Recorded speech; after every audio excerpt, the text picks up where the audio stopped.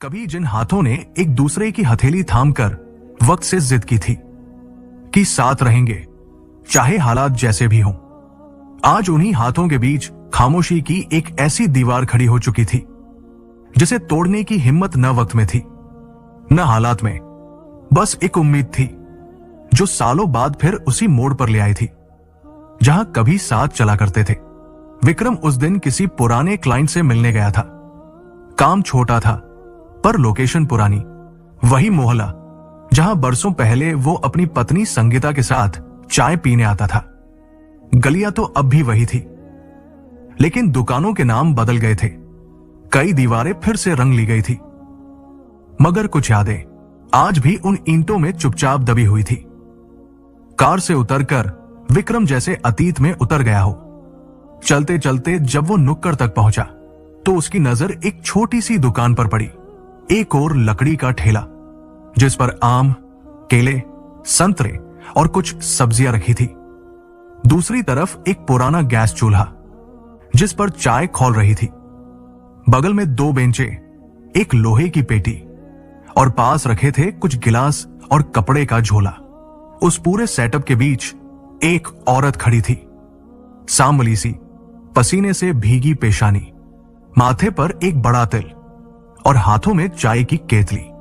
वो कभी चाय छानती, कभी फल झाड़ती, तो कभी किसी ग्राहक से कहती, क्या दूं साहब, चाय या फल? विक्रम के कदम वही रुक गए। वो चेहरा, वो चाल, वो माथे का तिल, सब कुछ पहचानने जैसा था पर यकीन करने जैसा नहीं। वो संगीता थी, वही संगीता जिससे उसने कभी साथ फेरे लिए थे, वही संगीता जिससे वादा किया था, तेरे बिना अधूरा हूं मैं।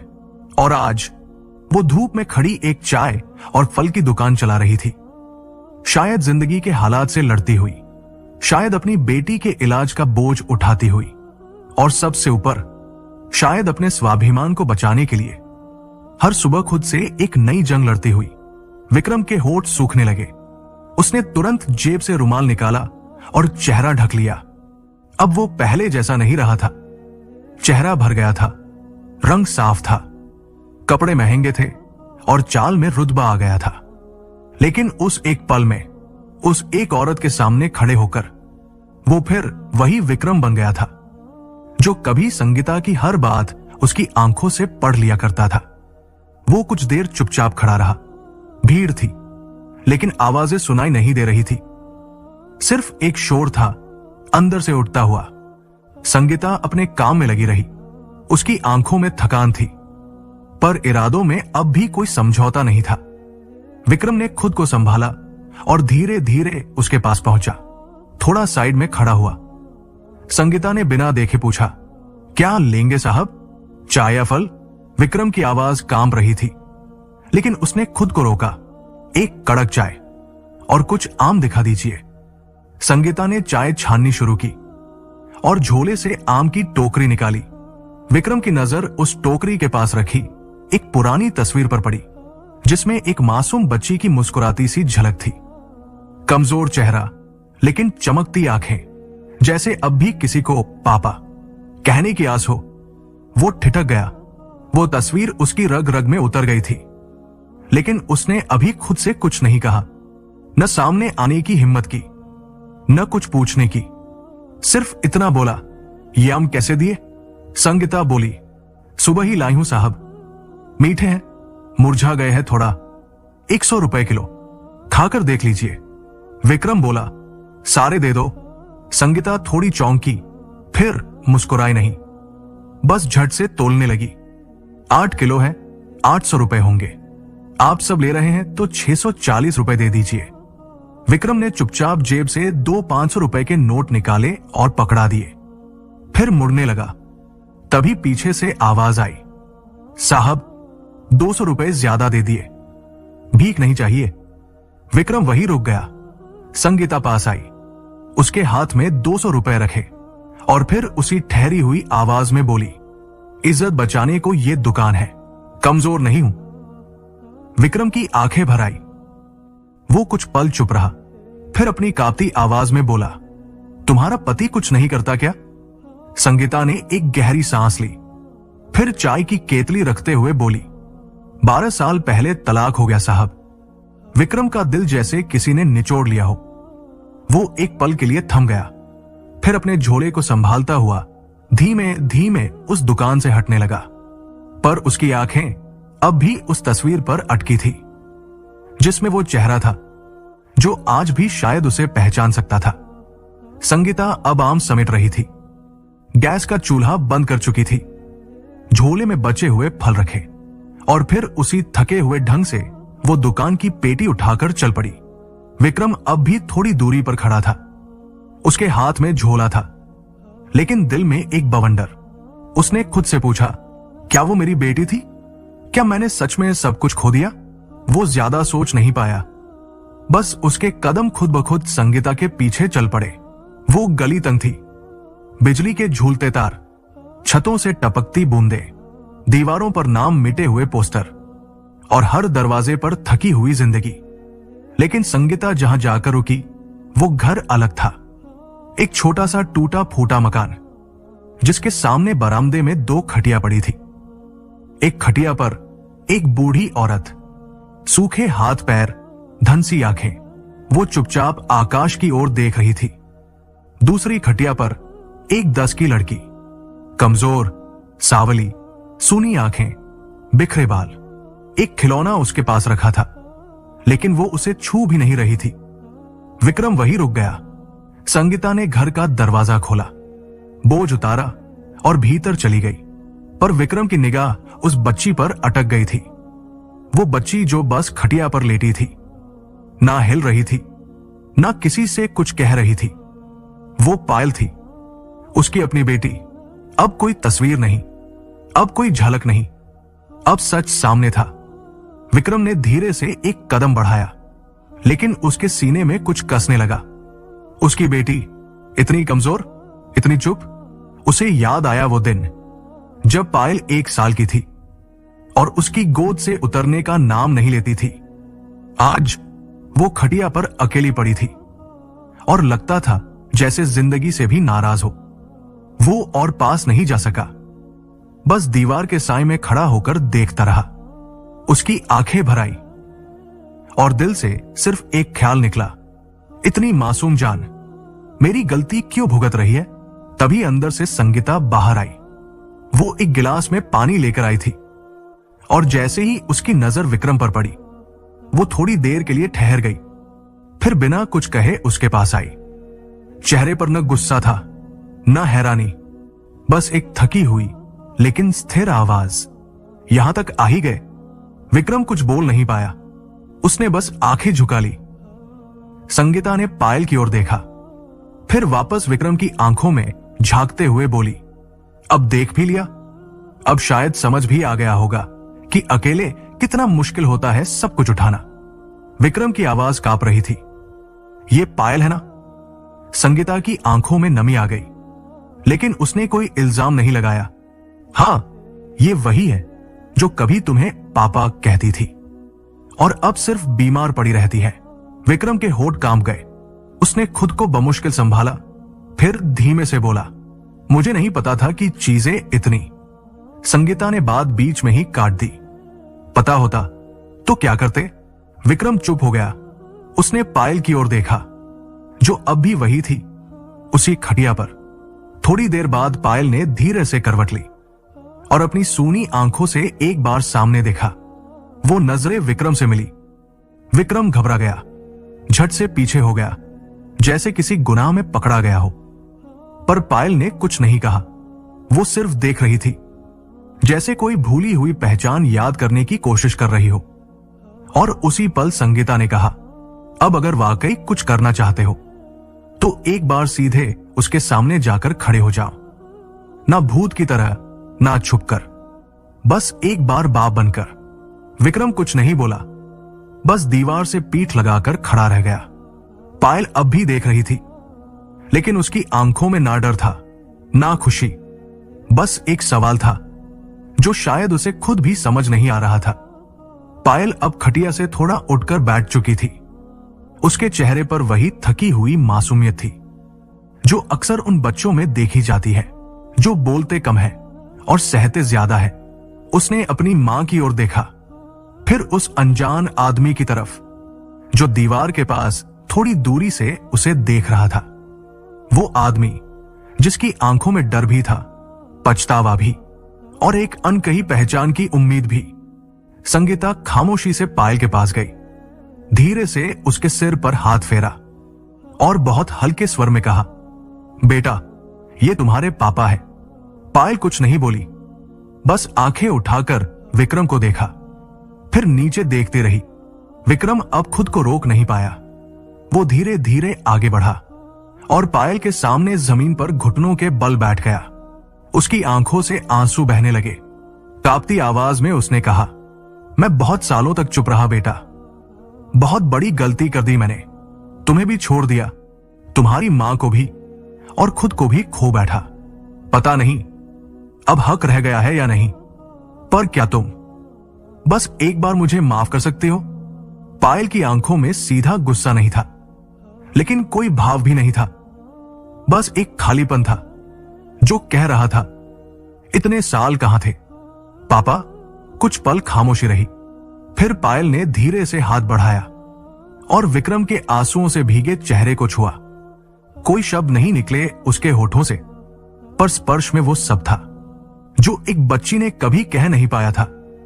फिर पायल उठी और धीरे से विक्रम के गले लग गई, बहुत धीमे से, बहुत देर तक। विक्रम ने अपनी बेटी को सीने से चिपका लिया। वो रो रहा था, पर अब उसकी रुलाई में कमजोरी नहीं थी, बल्कि वो पीड़ा थी जो सालों से उसकी आत्मा में बंद थी। संगीता पास ही खड़ी थी, उसकी आंखें भीग चुकी थी। वो कुछ नहीं बोली, बस पायल के सिर पर हाथ रख दिया। कुछ देर बाद पायल फिर से खटिया पर लेट गई थी। धीरे से करवट लेकर दीवार की ओर मुंह कर लिया। शायद उसकी आंखें बंद थी, या शायद वो अब भी उस स्पर्श को अपने सीने में समेट रही थी। विक्रम वही जमीन पर बैठा था, चुप, निःशब्द। उसकी आंखें पायल पर थी, पर उसके भीतर कुछ और ही चल रहा था। उसका मन बार बार कह रहा था, अब उससे पूछ कि क्या तू उसका पापा बन सकता है फिर से। अब संगीता से कह कि तू उसके साथ फिर से जिंदगी जीना चाहता है। लेकिन उसकी आंखें संगीता की ओर गई। वो अब भी खामोश खड़ी थी, ना कोई इशारा, ना कोई रोक। बस वही पुरानी थकावट थी उसकी पलकों में, जिसे किसी सफाई की जरूरत नहीं थी। विक्रम ने चुपचाप अपनी हथेलियां जमीन पर रखी, धीरे से खुद को उठाया और फिर एक बार पायल की ओर देखा। उसने चाहा कि कुछ बोले, पर होठों तक आए शब्द दिल के दर्द में डूबकर फिर लौट गए। वो मुड़ा, एक कदम चला, फिर रुका, जैसे दिल पीछे खींच रहा हो, लेकिन जुबान कह रही थी, अभी नहीं। उसने बिना कोई आवाज किए गली से बाहर कदम रख दिए। ना दरवाजा खटका, ना अलविदा कहा, बस चल पड़ा, जैसे कोई हार कर नहीं, बल्कि किसी वक्त का कर्ज चुकाने फिर से लौटने का वादा लेकर गया हो। गाड़ी के पास पहुंचा, दरवाजा खोला, लेकिन बैठने से पहले आसमान की ओर देखा। सुना सुना आकाश, शांत हवा और बहुत गहराई से उठती एक आवाज, तू लौटेगा ना? रात भर विक्रम सो नहीं सका। करवटें बदलते हुए उसकी आंखों के आगे बस एक ही तस्वीर घूमती रही, पायल का चेहरा। वो नजरें जो कुछ नहीं बोली, पर सब कुछ कह गई। उसने तकिए पर सिर रखा, लेकिन नींद जैसे सिर्फ उस बेटी के पास चली गई थी जिससे मिलने में उसे 9 साल लग गए थे। उसने खुद से कहा, मैं आज सिर्फ देख कर लौट आया हूं, लेकिन अब देना बाकी है। वो प्यार, वो साथ और वो सम्मान जो एक बेटी को सबसे पहले उसके पापा से मिलना चाहिए। रात नींद में नहीं, बस आंखों में बीती थी। विक्रम पलंग पर पड़ा रहा, करवटें बदलता रहा और बार बार वही एक पल याद आता रहा।